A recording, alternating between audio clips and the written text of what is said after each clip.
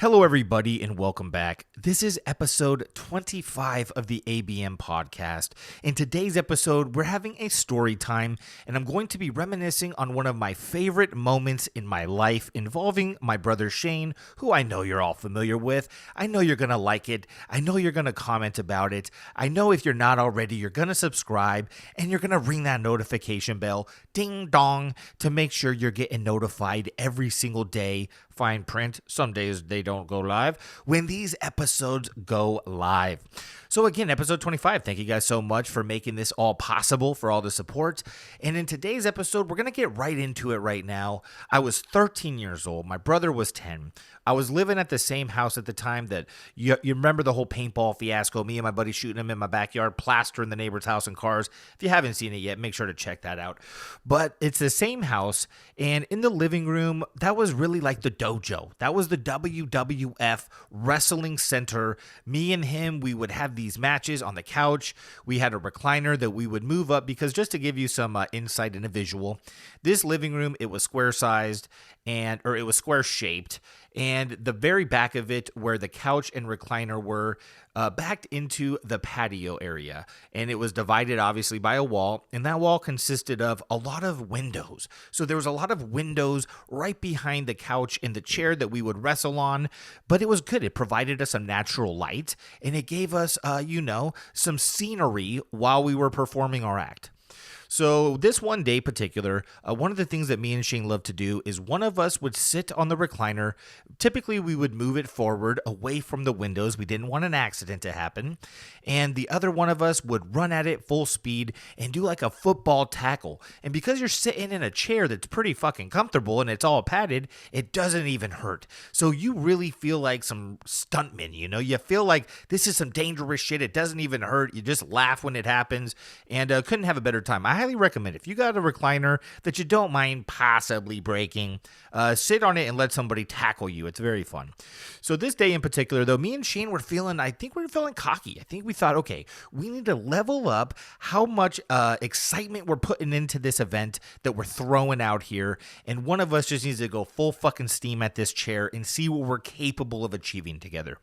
So that happened. I believe it was me that was running at the chair. Shane was sitting in it. We hadn't moved it as far away from the windows as we normally did, but I also think that this was a spur of the moment thing for us to go full speed at it and just take this risk.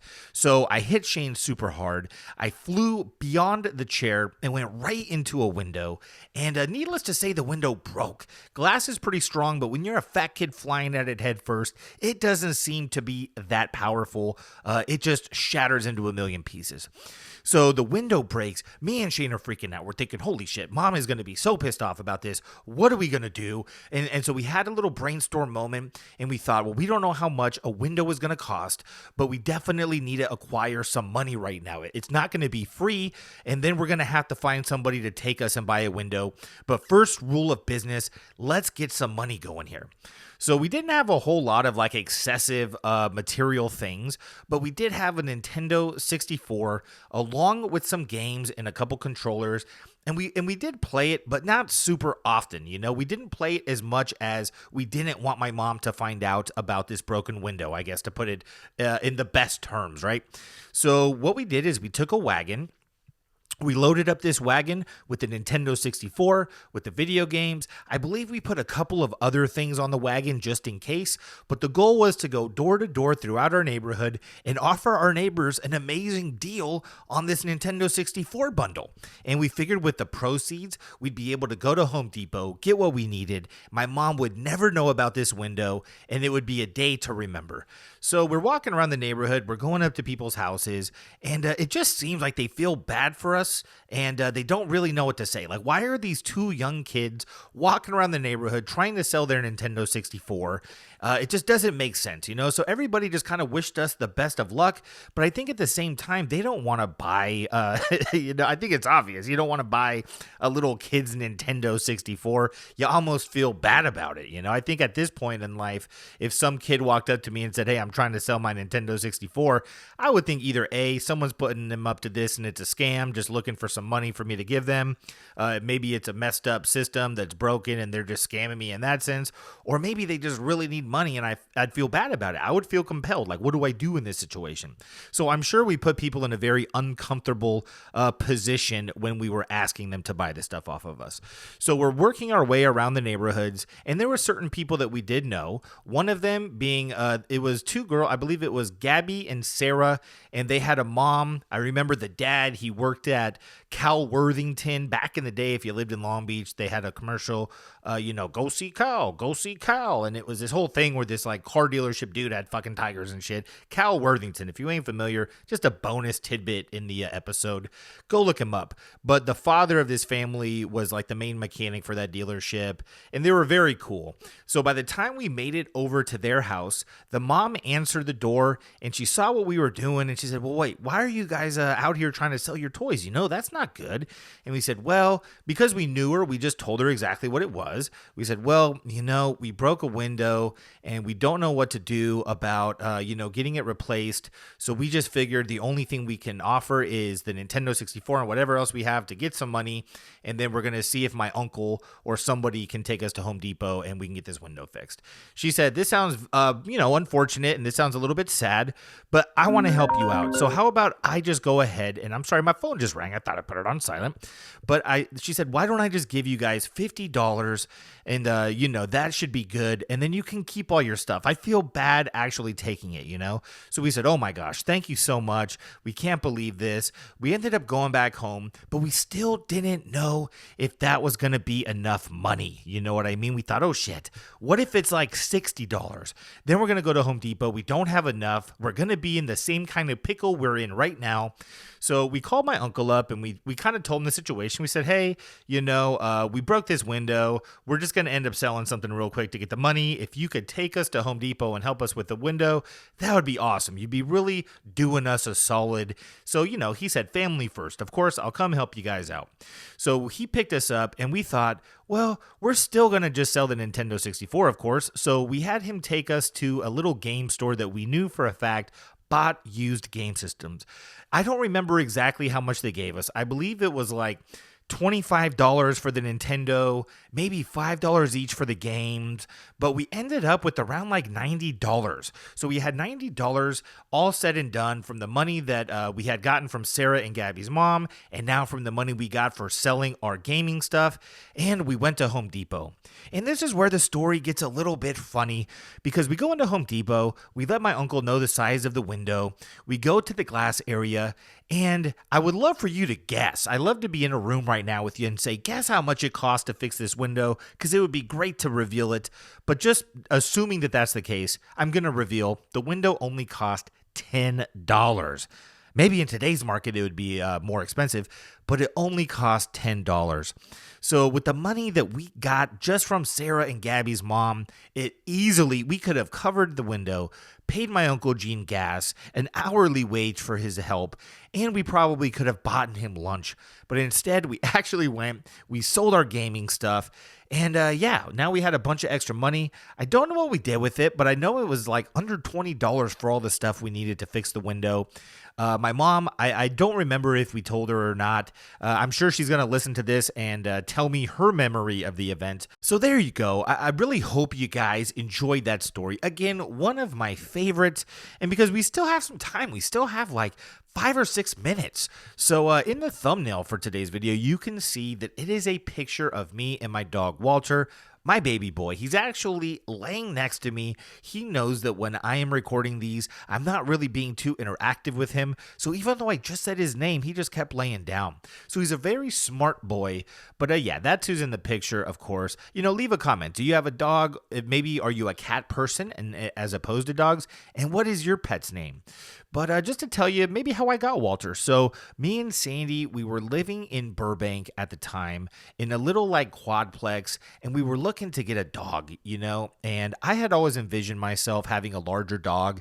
I was never really into small dogs, but I was open to whatever was available to us. So we went over to the local animal rescue, And, we walk through it, and typically it's very sad, but the majority of these dogs are like pit bulls and larger breeds that people either don't have room for if they're moving. Maybe they bite somebody and they end up getting sent to the pound. But it's very rare that you find smaller dogs, unless it's like Chihuahuas or something like that. There was quite a bit of Chihuahuas, if I remember correctly. So my whole goal is to maybe find a pit bull or something of similar size that's on the younger side. I'm not overly picky, but I would prefer something on the younger side. And, so we're walking around and nothing is really popping out just as of yet. Of course, you want to take all of them home, but I hadn't seen the dog that immediately I connected with just yet. And one of the workers that's walking us around lets us know that they do have one dog. It's not a big dog by any means, but they would like to share an experience of us being able to meet each other and see where that leads to. So I remember the guy led us into this big open playpen area. Me and Sandy were walking over to this bench they had placed, and before we even sat down, they had let out this little dog who actually is not Walter. I will get to when we got Walter after this, but this was our first dog together, so it's important I give, my baby girl the shine. But so they let out who is now Harper. Harper is our other dog. It's the other dog on the t-shirt and the thumbnail where I have dogs on my shirt. But so Harper runs over to us, and within a millisecond, it wasn't even like I had to pet her. I didn't have to embrace at all. I just knew this was the dog that I needed. It was going home with us. I was going to love her for the rest of her life, and it was a done deal.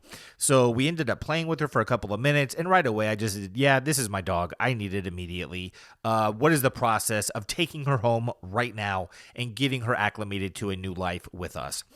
They then let us know that this is actually the rescue that the local news, I believe it was like Fox 11 News, would go to and ask if they could come in, present one of their dogs, like in their weekly segment on the Good Morning News. And Harper was going to be that dog. But only they didn't call her Harper. They called her Fergie, like Fergalicious from the Black Eyed Peas, only spelled F-U-R like fur, because they always had these fun, cute names. So the next morning, pretty much they told us, just to wrap that up, they told us that she had to go on the news the next day. She was going to be a celebrity, but we can come and pick her up later in the next afternoon once she has reached all of her filming requirements. And at that point, she would be going home with us. So the next morning, we woke up early. We watched the news. We recorded it. Unfortunately, I don't have it anymore, but we saw Harper on the news as Fergie. We picked her up later that day, and we took her everywhere. I mean, some of my favorite memories are like driving around Hollywood, me, Sandy, and Harper. And Sandy would put Harper on her lap, and she would like hold up her two front paws and pretend like she was driving, or pretend like she was playing the drums to the songs. And I mean, we just really, truly enjoyed Harper as a pet. And she was gangster. This is a gangster, a female dog. I almost said the B word, but I don't want to say that, even though it's grammatically correct. But she is a badass. Just one quick Harper story before I get into how we got Walter is, so we were sitting inside of our apartment one day, and the couch was right next to a window that the walkway for the other, people who lived at this apartment would walk by. There was one person that lived behind us and two people that lived in front of us. And we had been told that the person that lived behind us that would be walking by us in this scenario, their dog is a troublemaker. It's caused grief to all the other pet owners. Anybody else with a dog is afraid to have it out when this dog is present because it attacks them, and it's a huge German Shepherd. So we're sitting on our couch one day, and, we can see if these neighbors walk by us, and we've seen them before, but we've never seen the dog go out too. So we had the actual glass part of the window open, and we just had the screen going so we can catch a nice breeze. This was a small apartment. I don't even remember if we had an air conditioner, but we like to let the breeze come through. So Harper was sitting on my lap. I was sitting next to the window, and I can hear the neighbors approaching. They were about to pass the window, and now I heard a dog. I can hear like little dog groans or whatever kind of noises they make. And this immediately perks up Harper's ears. She looks up, looks out the window, sees that this dog is there, and she actually jumps so aggressively that she gets through the screen window, completely tears it down, or just breaks it off of the fucking, frame, hops over the hedge that's next to the window, and lands on the sidewalk or the little concrete patch right in front of this big dog. We're just thinking, holy shit, our dog is about to get eaten. It was nice while it lasted, but this is going to be a very sad day. Yeah, so I start to go out. Obviously, I want to save my dog. And when I get out there, I realize that Harper is just sitting in front of this German Shepherd, staring at it, not even growling, nothing like that. She's a gangster, if you got a loaded gun, you don't need to mention it. So she's just being there as herself, and the dog is respecting it. The German Shepherd is just sitting there like, okay, you a baddie. I ain't got to play with you like that, like we don't got to take it to that level. And they weren't like friends necessarily after that, but Harper garnered the respect of the town bully. And she's done that numerous times. I mean, even where we're at right now, we have neighbors that have two humongous German Shepherds that at one point would never shut up, would bark at my dogs all day, every day, whenever they were outside. And one day Harper decided that she's going to find a little area of the gate that connects, or that, I guess is the barrier between the two backyards that divides us. And she's going to find a weak spot in it, and she's going to go next door and confront these two dogs. So we're outside one day just hanging out, and I see Harper over by the gate. It wasn't rare, but then all of a sudden I realized, oh shit, she is on the other side of the fence. This is all bad.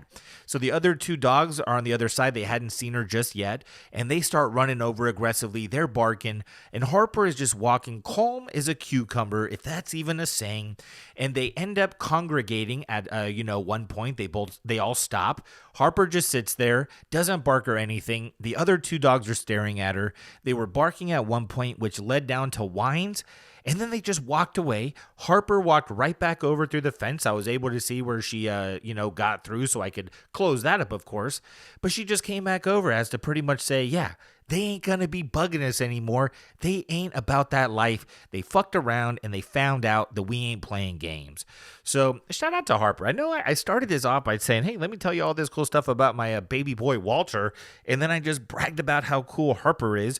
But just to get you into, why we got Walter. Well, we got Walter because we wanted another dog, of course. We wanted another love furnace in the house. But Walter actually came to us. I called out an ad on like Craigslist or something that they said they had Boston Terriers, and it was in the San Fernando Valley. And we met these people in back of a meat market where I believe they owned it, and they lived in the back. This younger girl brought out 3 dogs. They were like way too young for us to even buy at the time, but we fell in love immediately with Walter, and it's just been history since. He's been an amazing dog. And I do have a couple more dog stories I have, and I actually kind of feel bad right now. Walter didn't get the shine that I was thinking I was going to give him in this episode, but he would love the fact that we got to brag about his big sister.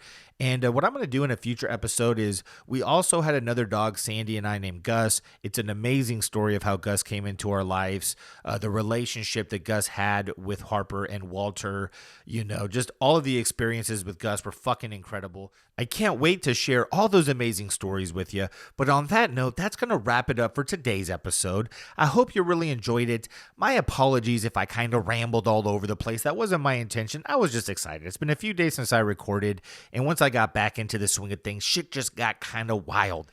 But everybody, I hope you have a great rest of your day, and as always, God bless.